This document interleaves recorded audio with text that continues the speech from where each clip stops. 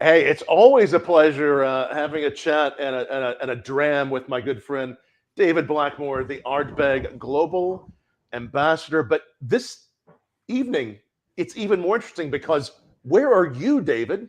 Yes, I'm not on Isla, but I am in Scotland. You are in First time Scotland. back since the pandemic hit. So very excited. Got here on Saturday, and yeah, I'm up here close to Glenmorangie Distillery actually, and doing a few things with the illustrious Dr. Bill Lumsden, working on some secret projects. So, but great to see you, Tom. I hear it's good to see you too, and I hear that he might even jump on and say hello here in a It moment. might happen, yes. If we're unlucky, it might Yeah, happen. if we well, we're going to be talking about a lot of great stuff. Everybody Yes. watching, make sure you like this, share this, retweet it. We're going to crack open, and I'm going to try for the first time the fermutation, which we've been telling everybody about Absolutely, on the yeah. Bourbon blog. But Yeah. first, what do we want to get started with first? So, it all will become kind of clear why I've decided to do this, but I think we Okay. should start with the kind of baseline, the absolutely amazing, always amazing Ardbeg 10-year-olds, always just love to the Ardbeg remind us 10. of how good that whiskey is. And it's really that kind of the DNA of Ardbeg right there. So let's it start really with the 10, right? Yeah. Does it? How much different does it? Pour some in. How much? So usually you're in Texas. That's where you travel Yes. like me a lot, but you're usually in Texas. How much different does the Ardbeg 10 taste in Texas versus when you're in Scotland? Is there something about being there that just makes it feel? That's an interesting question, hey, Tom. You know, and I think people that are listening will know that if you've been to any distillery, you know, the best for me, it's something about the emotions and the whole sort of romance of Yes. whiskey. That whiskey always tastes best in the warehouse or at the distillery, right? It does. It does. And there's nothing logical about that at all. Having said that, I think Ardbeg, given its really, you know, characterful, pungent, intense smokiness, Yeah.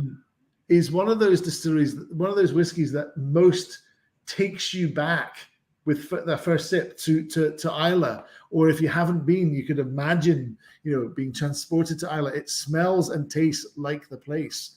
So does it taste different? For me, it's more about mood and who I'm with more than anything. And yeah, it tastes brilliant at the distillery, but it tastes brilliant.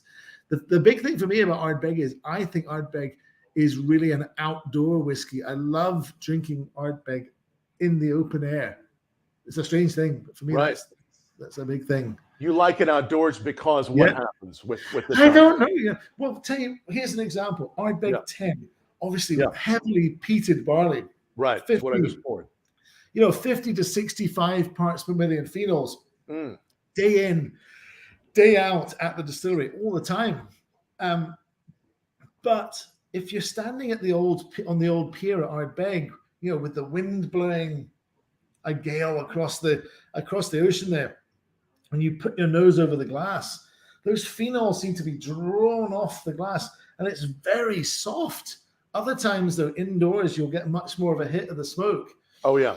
You know, but my gosh, yeah. So the wind, all those things, the elements outside. Today, here where I am on the border of Indiana and Kentucky, it's spring weather. There's a nice breeze. It's nice. You know, I can imagine this would make a big jump as I went outside. Yeah. So nice. And again, any questions about Scotch or any of things we're tasting, ask them down below. I know we always enjoy Scotch on Bourbon Blog, but because we don't always talk about it as often, let's talk about those phenols and the parts per million. What is that really? What's that mean for people usually that drink a bourbon? What's that mean? Obviously. Yeah, absolutely. And to start off by saying, you know, the Scotch industry and Ardbeg is no different here. You know, we couldn't exist without the bourbon industry. So we're very thankful, and we appreciate, and I personally love bourbon as well. Yes. You know, and the vast majority of our barrels are in the industry and at Ardbeg coming from the US. It's American white oak, ex-bourbon or ex-Tennessee whiskey barrels. coming across. They've been used once and once only in the States because of your laws that govern most of what you're making, at least. And then, in Scotland, with our climate and the cereals we're using for single malt in particular, we're okay with a barrel that gives a bit less, but we age for a bit longer. And it seems to work for us. So a lot of synergies there, and there are a nice balance. And David knows he has to keep saying nice things about bourbon to keep getting our used bourbon barrels, don't you, David? Right, absolutely. Yes, can't say anything nasty about it. But no, honestly, it's really true. Likes bourbon. I know. You can see what I've got. I won't show you because I'm not.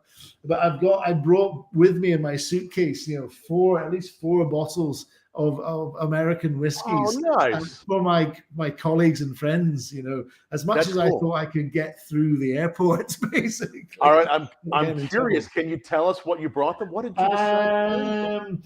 Because we know you like so many brands, but I mean, is there just something they were wanting? I bought stuff that was not necessarily. I'm not going to say no judgment on whether they're my favorite or not. It was stuff that I thought I couldn't, that my friends and colleagues couldn't get in the UK right now. So I brought some Wilderness Trail. I brought a bottle of Woodenville because it's part of the group. Those are both beautiful. And then I bought a bottle of Pinhook, 5-year-old, and a store pick of Penelope, which I don't know at all, to be honest. I bought that just because. So you tell me if I did okay there. I don't know. Those are beautiful. And we like all those. And, of course, the sweet mash of from Wilderness Trail, all of those, really. You did it great. I bet they were happy to see him. I bet they Well, they haven't. Hopefully they're not watching right now because I haven't given them to them yet. So we'll see. But, you asked the question about Ardbeg 10 and the phenols. So we're using, of course, we're single malt Scotch. So we're using 100% malted barley. And, traditionally, in most of Scotland, pre-industrial revolution, the fuel that was available to dry the barley would have been peat, cut out the hillside, dried, and it becomes, in blocks, it becomes a fossil fuel. If you left it for a few more 100,000 years or more, it would be compacted enough maybe to become coal. And at that point, it would be a fairly efficient fuel that would burn probably with a blue flame and fairly smokeless. But it isn't. It's peat, and it burns very inefficiently with lots of smoke. And in fact, when you get the peat fires right in a kiln, you barely have any flames. You don't want to see that. You just want to see billowing white smoke. Right. And these days it's used just really not out of necessity, but because it's become the style in certain parts of Scotland.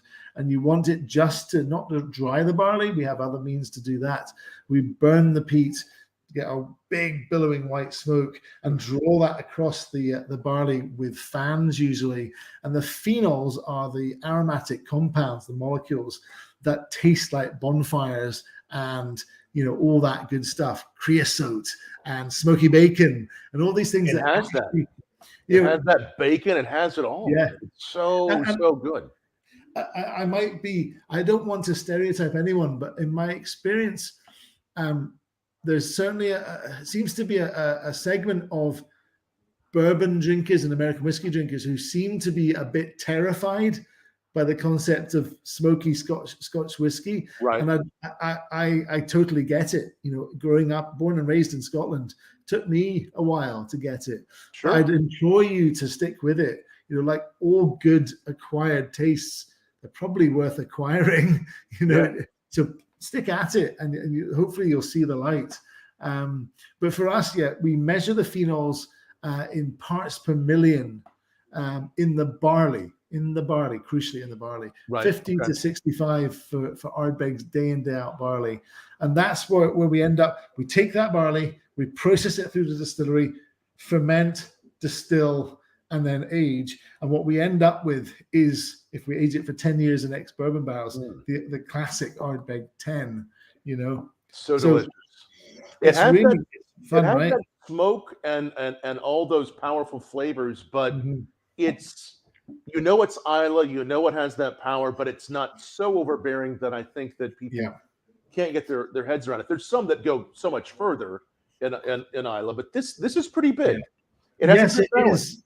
Yeah, Balance. and for us, it's about, whilst we want to be a bit of a peat monster, we also want to keep some level of balance, you know. So Ardbeg 10 benefits, and Ardbeg in general benefits from a few things. Wooden washbacks, which are harder to, you know, clean. So we're actually okay with a bit of kind of secondary fermentation, bacterial colonies growing living in the woods, bit of a lactic acid, lactobacillus, creating these kind of slightly waxy church candle kind of textures in the final whiskey, for sure. So wooden washbacks are important. And then on our spirit still, we have this thing called a purifier, which kind of looks like a kind of an S bend or a U bend of pipe coming off the line arm. And what it does, we think, is just take off the edge, take off too much aggression from Ardbeg. So it kind of allows us to peat smoke to really high levels, but still have something with some complexity. The peaty paradox is kind of how we describe it at Ardbeg. But I wanted you guys to taste. I wanted you to talk through the classic 10. I mean, it has the beautiful peat. It has this nice. As we were talking about the other day, there is on all these expressions this of Ardbeg that I get some nice, beautiful creaminess and sweetness, kind of mid palate. Where does that come from? Why is that? Yeah, so the sweetness and creaminess there's a couple of things there. Probably some of that fruity and creaminess is coming through things like autolysis of the yeast after primary fermentation is done. We've got some lactobacillus going on there as well, secondary fermentation going on. We've got wooden washbacks that are helping that, of course. Then we have the purifier, which is cutting some of the competitor harsher phenol notes down a bit to allow some of all of what I said before to shine. And then, of course, you know, really good casks. And with the 10-year-old, it's American white oak ex-bourbon casks. So loads of, you know, ultimately wood vanillin coming through there as well. So the classic is always so beautiful at 10-year-old Ardbeg. Again, we're trying several different whiskeys, and one of the new and very rare whiskeys that we're really thrilled. I'm just cracking it open here, excited to have it with you. Is this Fermutation, which Fermutation. First of all, the label. I love the label. This is so. It looks like a movie poster from like the 70s, and like this wonderful kind of. That's the idea. Crazy fun, just all sorts of elements in one. It's kind of it's a crazy fun story. I can't wait to see what this is like, though. This is what it. Okay, story. So shall I talk you through it? The story here, and it's a real story. I know that's sometimes questionable in the whiskey industry, but genuinely, I was around when we first threw these ideas around a long time ago. My first couple of years with the company, I remember being in meetings with the idea of doing a super long fermentation. And it was on the list of things to do, Tom. But ultimately, if you commit to do that, of course, a long fermentation means shutting the distillery down to normal production for quite a long time. So I think it kind of got put to the back of the list a few times. And then must have been about 14 and a half years ago now, something like that. Shortly after our now ex-distillery manager at Ardbeg, Mickey Head, started, he'd been in the job about a year, getting his feet under the table, understanding everything. And then November of that year, running into the end of the year, our old boiler, which was on its last legs, to be honest, decided to pack it in. That was it. It was broken. And it was broken to an extent, and at the time of the year, bad weather, coming up to the holidays, that, you know, Mickey had to make the call to Bill Lumsden to say, Bill, I don't think I can get this fixed for 3 weeks. Now, that's bad enough. But that's wild. Yeah. Out that we actually had fermentation vessels full of liquid fermenting, this was very bad news. Because fermentation usually is for how long? How long will that take? 55 hours probably at Ardbeg, normally 55. After about 44 hours at any distillery, pretty much all the alcohol you're ever going to make has been made. The yeast has done its job in terms of alcohol production. Beyond that, it's all about flavor creation, all sorts of stuff. Mentioned autolysis. Basically, the yeast cells die because the alcohol strength has come up, and they kind of burst and spew their innards out, and they create all sorts of funk in a good way, usually. And then also, lactobacillus secondary fermentations going on as well. So, but your alcohol's made at about 44 hours, and beyond that, it's just about flavor creation. So we had these washbacks all full, done, and they were fermenting. What do you do at that point when you can't fire up your stills? And the call was made to Bill on the mainland, and that's where Bill said, "Well, I've had this on the list. It goes to the top of the waiting list of things to do now. Mickey, let's turn this round and make it into an actual a positive. Throw the lids open, let it do its thing, and we've got nothing to lose. We really have nothing to lose." So in the end, we went between 2.5 to 3 weeks, around about 2.5 to 3 weeks, which is a totally, that's in any part of the world. That's a long fermentation. That's a very long, crazy, dangerous longer. Yeah. That at that level of fermentation time, you risk all sorts of infections and things during that secondary fermentation that would create flavor active molecules that would be possibly dangerous and probably disgusting. But we had nothing to lose. Let's do it. And thankfully it worked out. So one of the reasons this one is, a particularly low production quantity and therefore fairly rare is, that's how much 6 washbacks worth of liquid ends up making of 13-year-old Ardbeg. This is incredible. Only 6 washbacks. Yeah, and so this is in what? Do we know how many? In the thousands of bottles? Very, very few. I'm not sure of the numbers exactly, but it's one of the smaller committee releases in recent memory, just because of that was it. Right. This was in the end was fairly fortuitous because we got to pump up a pretty cool idea to the front of the list and just get on and do it. But it also meant, you've got what you've got. Here's what's thrown in your lap. Get on with it. But so it goes this longer fermentation. It's treated just like any other whiskey. Goes into the barrel. Yep. And the team is trying this whiskey off and on for a number of years, and then finally they say, what? This is actually. Yeah. What did they think it would be? What did you all think it would be? Well, honestly, we didn't know. We were expecting, expecting a level of funk, and we were worried that the funk would be too much. And in the end, it isn't at all. It's quite a different art. It's really quite a different Ardbeg, though. Yeah, it is so different. It has, you get that Ardbeg DNA, but there are a lot of layers to unpack here. There is, again, we mentioned the creaminess on this Ardbeg. I kind of get more of that creaminess, even kind of this sort of like citrus meringue on this. There's like this kind of whipped pie. There's a lot happening. It's for me, it's delicate. You've got it totally. For me, it's like the cream. Back, I'm old enough to remember just about back growing up in Scotland when milk bottles were actually delivered by milkmen to your front door still, they'd sit outside and they didn't homogenize the milk like they do today. So your milk you'd end up with that cream on the top of the milk bottle. I think a lot of Ardbegs, and my favorite Ardbegs, often have that sense of the cream on top of the bottle.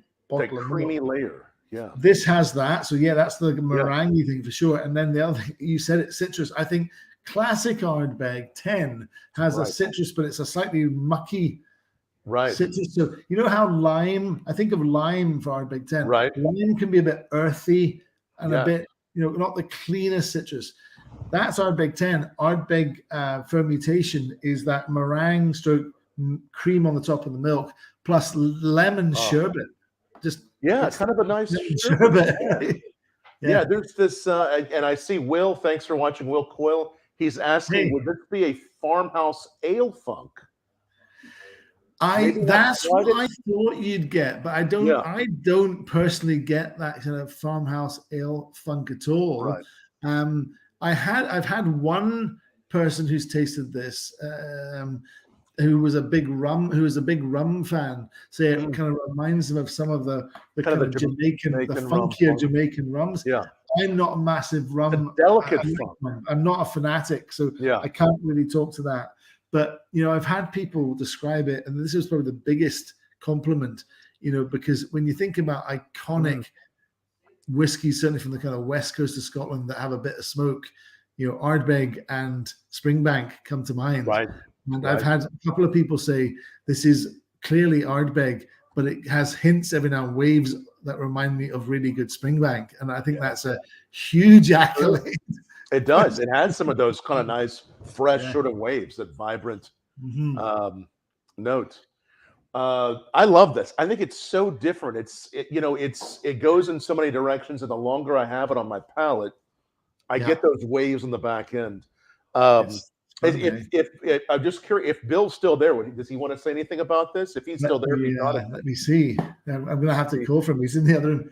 Dr. Bill. Since he was... Yes, Doctor. We'll keep trying. We'll see. He may be busy trying some other experiments back there. I don't know how he can't hear me. The whole world can hear me shouting. He's experimenting. So 13-year-old Ardbeg too. I mean, this is obviously going to be a little bit older. Is 13 a number that you will have done? I mean, as far as an age release for other committee releases, is it? Well, funny enough, and I think just out of coincidence, really, the Ardbeg, which was the rum, the rye cask finished Ardbeg that was commemorating Mickey's retirement, happened to be a 13-year-old as well. I think that's more to do with the fact that Mickey had been with us for 13 years, so we wanted to bottle something that was from his earliest distillate. We put him, as a caricature cartoon as our pirate leader on the bottle. I think people, sometimes wonder what on earth we're doing with Ardbeg labels. And I put it simply to you like this: we think whiskey's fun, and we love making good whiskey, the liquid, and we take it fairly seriously. We love doing it; it's fun to do. Right. But when it comes to the labels and stuff, it should be fun. And if it's not, what's the point? So that's hopefully you're enjoying. Oh yeah, being a whiskey fan, and we want to bring that in. We want to bring our kind of infectious enthusiasm to what we do to everyone, and we think that's the way to do it. Yeah, the day that we make an Ardbeg that is a crowd pleaser with a label that's boring, feel free to complain legitimately then. Yeah, no, absolutely. Now, again, this is a committee release. I put the link down below. Yes. It's free to register to be in the committee. What does the committee really give you access to? It's a little tough in the US, but the committee was founded shortly after Glenmorangie Company bought Ardbeg Distillery. And we rescued Ardbeg Distillery in '97 after getting on for 2 decades worth of basically closure, mothballed, out in the wilderness, and it wasn't looking good for Ardbeg until Glenmorangie Company bought Ardbeg, and as we spent many times more money fixing Ardbeg than we ever spent buying Ardbeg. But the committee was really our attempt to start engaging people who were into smoky whiskey and talking to them, and we don't overdo it. You'll probably get a couple of emails a year, I suspect, from us, certainly. Now in the UK, where the committee was started, the laws around alcohol are very different, and we are legally allowed to have a committee section of our website where you can log in and order products just for committee members. Okay.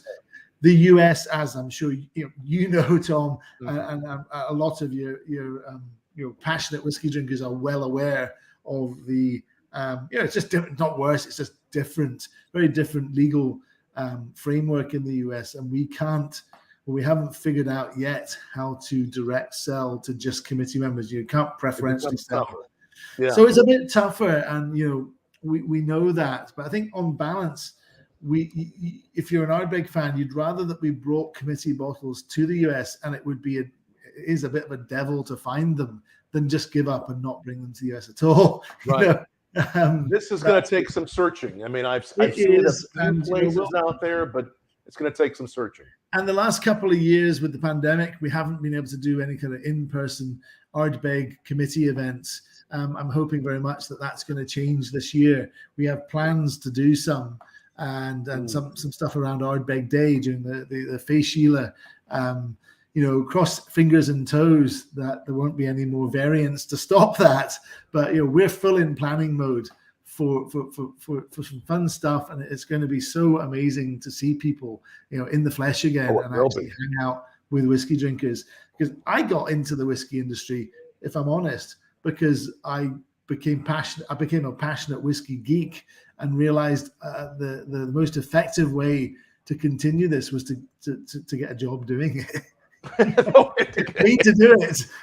That's it. And you do it well. You do it well. Thank you. I count myself always as first and foremost a whiskey drinker and whiskey geek, and all the rest of it is nice. It's great. I love it. We love what you do. You're actually, and I want to say this. I see a lot of people saying they're pouring some Ardbeg Scotch now. Aaron, I see on YouTube, says he's pouring Ardbeg Scotch. We're talking about several expressions we're trying right now that's fermutation. And if you're watching Twitter, Facebook, YouTube, take a moment. I know a lot of whiskey fans share this and like this, because what they've done at Ardbeg is so special. And we really always enjoy chatting. I think it's a real classic, this fermentation. It's so good. It's got these elements of kind of old school Ardbeg. It's not... Ardbeg's more than just in-your-face peat. Oh, yeah. Particularly the best Ardbegs. It gives you that, plus just so much more. You were saying the old school Ardbeg, we were talking the other day, had some of that creaminess, some of that on it. Really did. And creaminess sometimes could go in the old Ardbegs, could verge on, production standards back in the day, way back in the day, in 70s and such, like, for good or for bad, no judgment here at all, but it would be more variable. So you would get some epic Ardbegs from that era and some less than epic. And I think that's true across the whiskey industry, the Scotch whiskey industry at least. Right. And I like some of those Ardbegs that are just there's a frisson of kind of tension when you go from that cream on top of the pint of milk to maybe the cream's thinking about turning. If you've tried milk, it's not turned, but is thinking about it. Kind of getting there. Good, but it's got an interesting kind of acidity. And when I get that in Ardbeg, it goes from creamy milk, top of the milk, to almost kind of pineapple-y, to almost overripe pineapple. Tropical slightly. Yeah, tropical, and then tropical, like pineapple that needs to be eaten that day or throw it type of thing. That's all fun. More of the beautiful funk. Yeah, that's all fun and funk for us whiskey nerds. That's all fun stuff. Right? So, I think we get a bit of that fermentation. Was there something about it in the 70s that did that, do you think? Was it the distilling? I mean, who knows? I suspect a whole host of things that were just not controlled like they are now. And overall, I think the day-to-day standard of what's made across the industry now is way, way better. Right. But it did allow before for some horrors and some high points. High points. The oldest bottle you've just through your journeys have tried of Ardbeg would be what? What? 60s. I've tried some 60. Was it 63, 64 Ardbeg? Right. Those would take some real looking for, I bet. Yeah, I was very fortunate to be able to try that. But I've had a few 70s era, 70s vintage Ardbegs that are, interesting stuff. I bet so. Have that level of funk there too. Yeah. All right, again, Ardbeg Fermutation. This one is so different. Reminds David of some of those 70s Ardbegs, the creaminess. I'm getting that meringue. I'm getting there's so much going on, but we have the whole story up on Bourbon Blog. Take a look at that. We've done the 10. I've even been going back and forth to my glass of 10, just nosing back and forth. Now we're going to go to An Oa. I know. Yeah, I know. What does An Oa mean? I know. An Oa. Oh. So, Doctor, do you want to join us? You have to now. I can do. We've got a special guest. Hey, wonderful. Guest. Tom, is this okay? Yes, wonderful to see you, Dr. Bill Lumsden. Great to see you. Great to have you on Bourbon Blog. We're live. How are you, Bill? Yeah, I'm very good, thank you, Tom. And I really did not want to crash David's party here, but I'm in the room, so what can I say?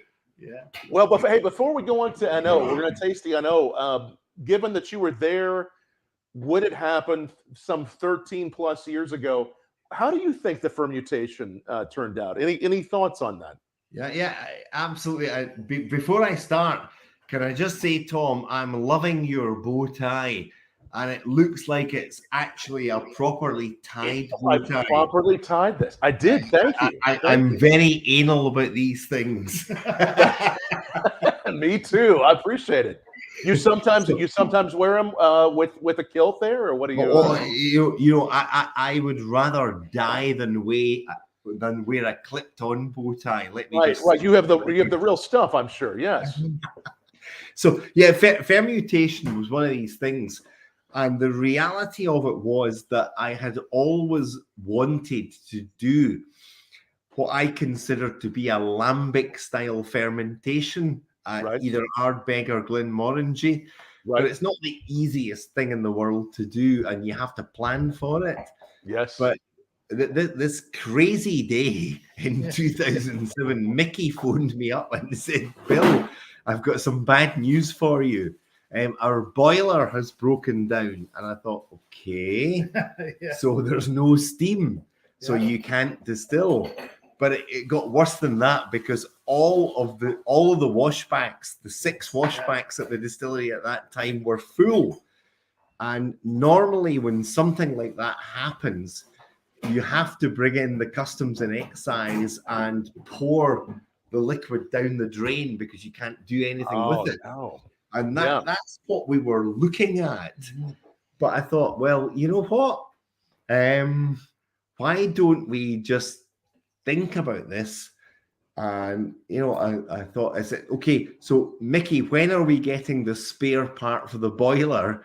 And bear in mind, this is Islay, and so you're not going to get it off the shelf from the cooperative food store in Islay there quick. Next day.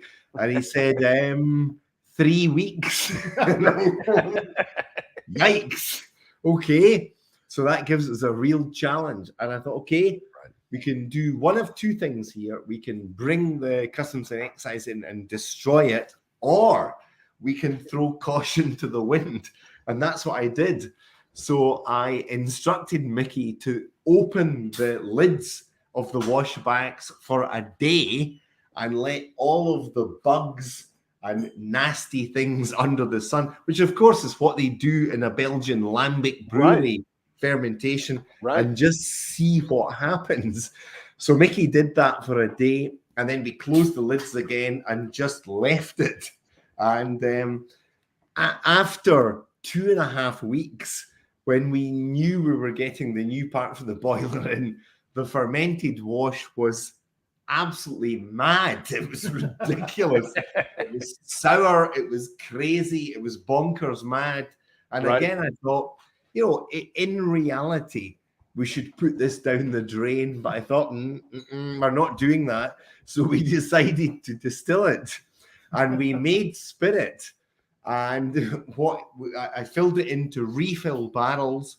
Right. And we ended up many, many years later with what you have now, fermutation. Right. And the one thing I will say is that the long maturation has unquestionably toned down the funkiness of the spirit.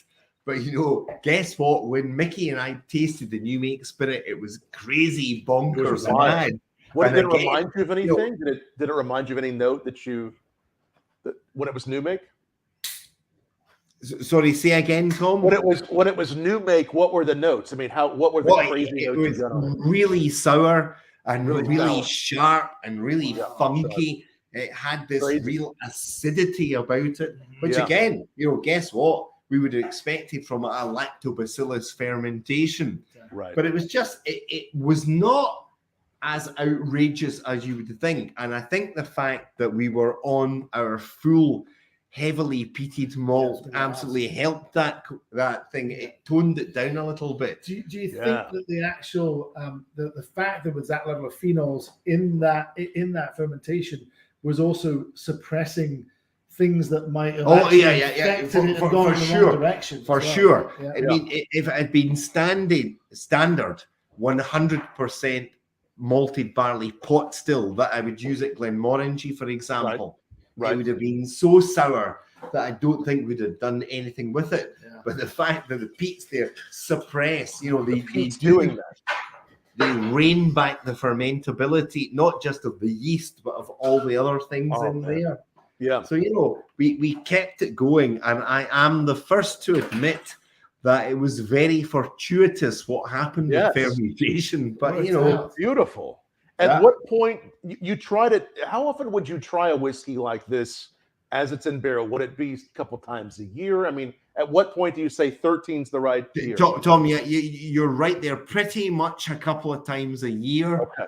And there's no question, I witnessed the funkiness of fermentation going down and down because I filled it into good quality wood and that toned it all down. But, it's a difficult challenge because while me personally would have sold it as the new make spirit because it was so crazy, you have to strike a balance, and people are used to your brand and love the Ardbeg whiskey. Of course, So I think the long aging definitely helped it there. So this is one of these that, again, I love it, by the way, Dr. Bill and David. I think it's so well done. It was an accident, of course. This is one you can't repeat. You're not going to repeat this, are you? Now, that's a very, very question, Tom. Because I did give you a little hint earlier that I had always planned to do a lambic style fermentation somewhere. Yeah. So I may or may not have repeated this in various different ways, but we'll just have to wait and see. But might be a few years. Could it be 13, or could it be even sooner? We'll see. Oh, it'll be sooner than that. Good. Definitely sooner than that. Tom, you're learning about some of this as I am. This is exciting, everyone. Yikes! Bill, this is so good, and so again, David, Dr. Bill joining us from Scotland, talking about the Ardbegs. We'll try the An Oa first, or not first. We'll try that last. We'll try that next. But first, anything else new at Ardbeg? Anything else you want to talk about? Tom, to be honest, it's an infinitesimal question. There's always new things going on. Right. And they're always trying different things. Right. And at the end of the day, not every experiment we try works out. But to be honest, our strike rate is pretty high. It's about 90%. So to honestly answer your question, yes, there's lots and lots of different things going on. And, for those of you who have tried and loved Supernova, you ain't seen nothing yet. Oh. You ain't seen nothing yet. We've taken it to the next level, and we've had many, many fabulous trials and experiments and fun at the Ardbeg Distillery. including things that, Tom, I promise you, you wouldn't even believe we've tried. But we've done some really silly things. But, at the end of the day, I'm sure it will lead to some fabulous, interesting, funky whiskies. Absolutely. No, I have no doubt. We may even see. Maybe does David have his own experiment going on there? Maybe. I'm here in Scotland. I mean, I'm not going to say too much. Okay. I'm here in Scotland right now with Bill because of the experimental plant we have, a distillery we have at Glenmorangie, and I've been hugely honoured to be invited by Bill to be here with my fellow colleague Dan Kroll, to be the first people outside of his direct team to do some experiments on the Lighthouse project. So today was day one, and I can't tell you what we did because I still want to be employed by the company to see it through. But we were doing some seriously exciting experiments right now, today. Some experiments are happening. Can I just chip in here and say, for the record, that my esteemed colleague here has provided me with quite a number of my new product ideas over the years.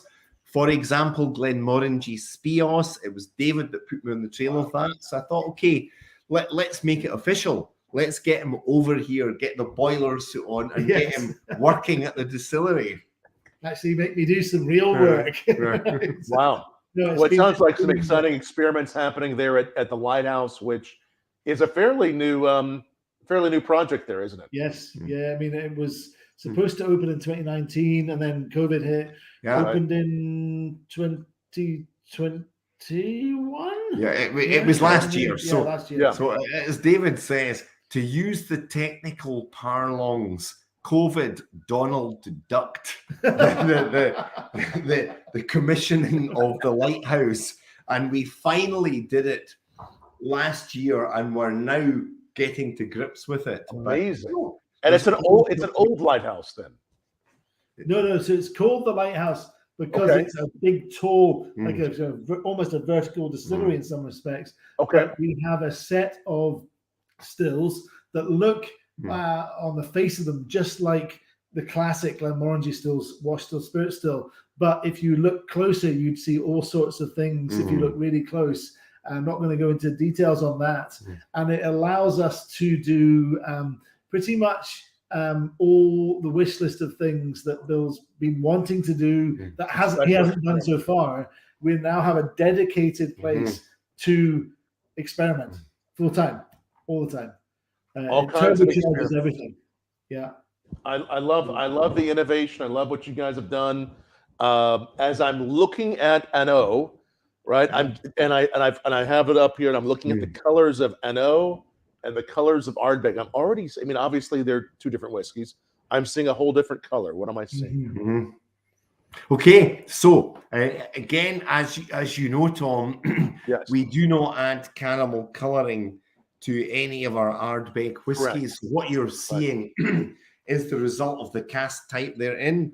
And I'm very proud of the fact, and it doesn't sit well with some of our colleagues elsewhere in the company. The colors will vary because they're completely natural. Right. And for An Oa in particular, I use classic ex-bourbon, I use PX sherry, I use new charred oak, and it varies from batch to batch. It's one of the real bugbears with me is that nobody bats an eyelid with vintages of wine, and they understand that every vintage is different. And they're all different. That's right. It's the same with malt whiskey. Right. Every batch is different. Yes. So what you're seeing is genuine differences there. I'm not sure if I'm answering your question here, Tom. Great answer. No, these are all different kinds of barrels. Yeah. We're looking at PX sherry, used bourbon, some new charred casks. Which do those come from Scotland, or where do those come from? Oh, the new charred oak is American oak. It's going to be American. There's not a lot of oak in Scotland, and European oak is very tannic compared to American oak, so it's not what I'm looking for. But An Oa is a living, breathing beast. Every batch is slightly different. It is. I mean, it has some of that same DNA of the tin, but you have some of these really interesting barbecue notes. I do get that creaminess, some nice, and the kind of this variation between sweet and smoke happens on a kind of a different frequency than the tin. Right. Yeah, for me, An Oa is also. I mentioned, before we went live to you, the idea of it kind of being a bit of the greatest hits of Ardbeg. Yeah. You get the classic 10 to anchor you in Ardbeg. Yes. You get the stuff that's in Virgin American Oak, which gives a spiciness not too dissimilar to what Corrie Vrecken gets from Virgin French Oak. And then you get the PX, which isn't too dissimilar to what you get from Oloroso in Ugadal. And you bring them together. And then it's almost like some of the Ardbegs, like Supernova, we're turning the volume up so that the music's so loud, it's going to make your ears bleed. Here we're doing the opposite. We're turning the music down so that you can maybe just have a little bit of a slightly more relaxed Ardbeg experience. I don't know, Bill, is that bullshit? Does that make sense? Yes, of course, David. It's total bullshit, and I have no idea what you're talking about. He just now made this up. I can tell. Oh gosh, I'm reading. That's it. No, it's seriously, guys. With An Oa, all I was trying to do was, we had the fierce, spicy barbecue spare rib flavor of Ugadal. Yeah. We had the incredibly intense, tannic, dark chocolate flavor of Corrie Vrecken. Yes. We've got the raw saltiness of the 10-year-old. So I was just trying to make something that was a little bit different there. And, really, I don't get it right all of the time. Only 99%. 99%. Yeah, come on. So it's pretty good. So, it was all about doing something different. And Tom, I have to offer you an apology here. I've been looking at the image of David and I on screen, and I do apologize for our bad hair day. No,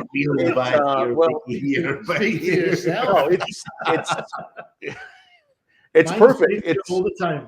No, it's good Scottish hair. It's and to say otherwise. I mean, Ardbeg is the kind of whiskey that we would say it's just it's powerful.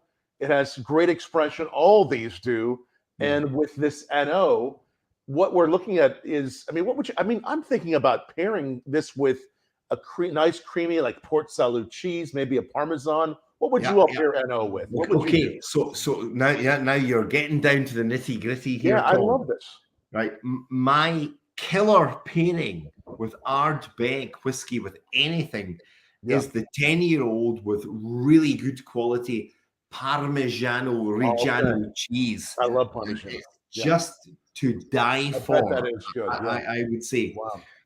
In my humble opinion, the An Oa, I think, pairs better with something like a dessert with a bit of cream and a bit of really, really dark chocolate in it. You would go dessert on the An Oa.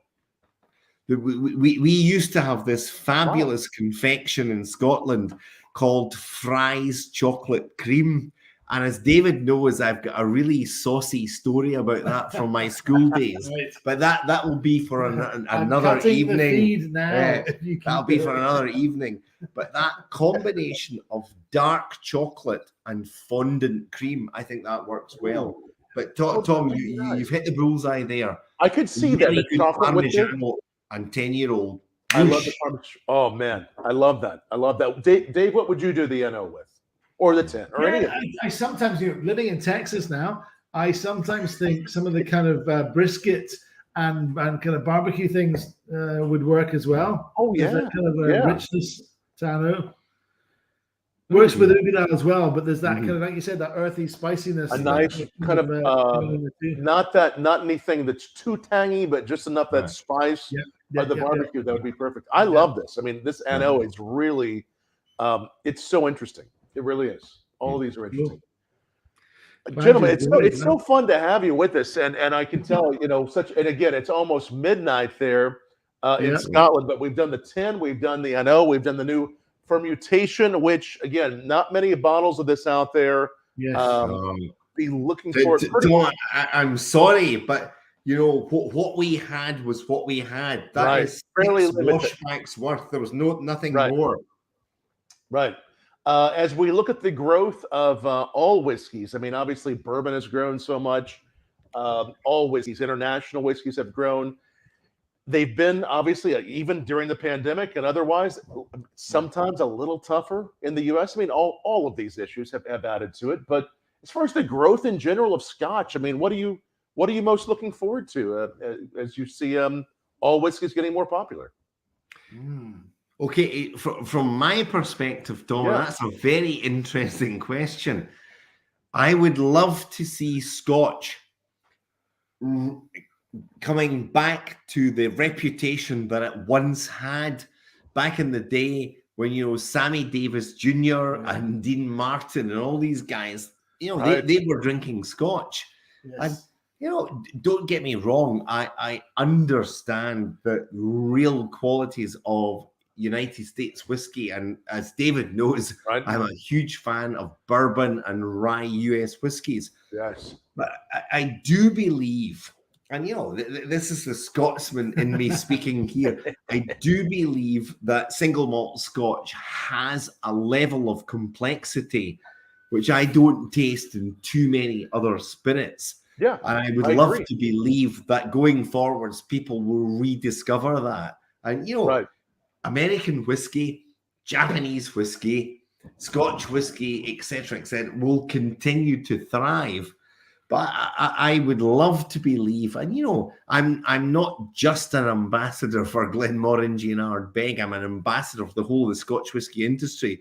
Yes. We do some decent stuff, and you know, if you take the time to understand what we're doing, there's great complexity and fabulous rewards there. So, so that would be my very long answer. No, I think that's so important because I agree. There's times when obviously I like bourbons and ryes, American whiskeys, but I think having a Scotch once or twice a week, you know, depending upon the week, it will help me find different flavors that I'm not as used to. That's what I love. And Tom, guess what? I will not drink Scotch every day of the week. I will intersperse that with a bit of American bourbon or a bit of American rye and one or two others. But, you know, in my humble opinion, and okay, this is a controversial statement, David. The whiskies from Scotland and the United States, in my opinion, are they're right up there. They're head and shoulders above anything else. I agree. I'm never going to be employed by any of these other whiskey industries. That's okay. It's okay. What do you think, David? Looking forward on Scotch? Yeah, you know, I echo all of that. I love the fact that, you know, whilst I work for these two iconic and long-standing single malt whiskey brands, I love the fact that there are new distilleries opening across Scotland, and most of them making really darn good whiskey. Yes. And I think it's not necessarily, we shouldn't see it as a threat. You know, the more the merrier. It's just a sign of the health of the industry and the fact that there are people out there across the world in all sorts of far-flung places discovering how amazing single malt Scotch is. So that for me, I want to see more of that, and I want to see the guys that are starting distilleries doing the right thing and making good whiskey succeed. So absolutely, that's the thing. No, I appreciate those perspectives. And what's interesting is, you know, there's the rise of the bourbon, the rise of the rye, and then what we're watching in America now are, you know, Stranahan, several others started it, you know, 15 years ago. The rise of single malt whiskey seems to be what we're watching now. That continues. More and more distilleries, obviously, even some not too far away from you in Texas, where you usually are. For me, it's interesting how we're going back to this almost origin of whiskey in America with the rise of single malt American whiskey. It's been a slow burn for a while, and people talked about it, but it seems to be something that has, in the almost over the sort of time scale of the pandemic, started to actually properly take off beyond just chattering about it. It seems to be that there's a lot of single malt now, and I mean, it's a challenge. If you ask me, I think in some parts of the US, the climate is challenging to make Yes. a long, subtle maturation like a single malt Scotch would do. But there's other parts of the country where absolutely, you know. But the good thing is, hopefully over time, as the category matures in the US, you will get your own characters coming. At least one. It's such a big country. I'm hoping to see regionality, not because of terroir or any of that kind of marketing nonsense, but because of what they're doing. Really, you know. I think we're going to be seeing more of that. Yeah, and again, the single malt Americans, so different. I mean, a little hint of what we would get on Scotch. Some of the earthiness. Some of them are smoking it. I mean, they're still even working on these definitions. Nothing quite like what we have in Scotland, but it is interesting how we're going back to that origin of what I think we were inspired by, creating bourbon from Scotland and other regions not too far away. Well, it was it was mostly a lot more about this than me, of course, but it was mostly Scots and Irish and Welsh immigrants who brought the knowledge of distilling over to some Germans as well, brought the knowledge of distilling over to the US, and then kind of escaping the kind of tyranny of government and taxation, and then went to the East Coast and then had to do it again into the darkest recesses of America where they could get away with making it, right? Is that a bit of a simple no, right? It is so amazing. It's cyclical, and it'll be exciting to hear what you all are working on. I know there's some news that'll be forthcoming, but David Blackmore, Global Brand Ambassador from Ardbeg, and Dr. Bill Lumsden, it's really a pleasure to have you all on Bourbon Blog tonight. Again, live from Scotland. They're both in Scotland tonight. In what's the name of the town again that you're in? Dornoch. Dornoch. From Dornoch, Scotland. Make sure you like this and share this. It's where Madonna got married to Guy Ritchie. Is that right? Yes, it is. Randomly, there you go. As we wrap things up here, I've just poured a little bit more An Oa. Is there an Ardbeg toast that you all like to toast to, or a Scotch toast? Nothing we can say in public. No, it's well. I mean, we're not really regulated, but however you like to say it is up to you. No, there absolutely is, Tom. And what I would say, and it's a very tongue-in-cheek toast. It is. Oh my gosh! There you go. No, it's a big headland.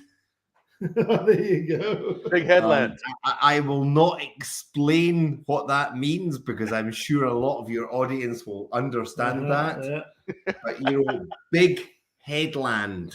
Big headland. Awesome, big headland. And Tom, if you work it out and send us the understanding of that, I will personally send you a bottle of Fermutation. There you go. Thank you for that. I'm thinking of multiple meanings right now, and I have some Scotch ancestry as well, so I feel like maybe I do know what it means. Yeah. And Tom, I promise you, if I ever appear in your blog again, my hair will be much better coiffed. Okay? I feel like it's perfect now. It feels just like it should be. So I'm just happy at my age I can still grow hair. But anyway, I am too. Guys, hey, gents, thank you so much for joining us live from Scotland. Thanks to everybody for watching. And if you joined this broadcast a little bit late, it will be up permanently on all those places you're watching. Make sure you subscribe to Bourbon Blog. Cheers, David and Bill, and all Ardbeg friends. Big headland. Big headland. Cheers.